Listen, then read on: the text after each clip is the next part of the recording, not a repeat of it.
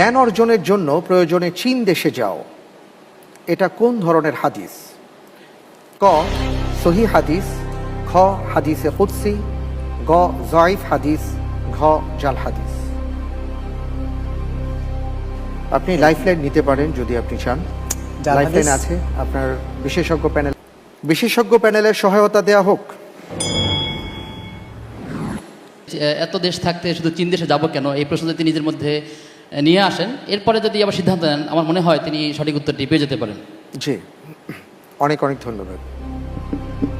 Exactly, জ্ঞান তো আপনি আকাশের নিচে সব জায়গা থেকে আহরণ করতে পারবেন।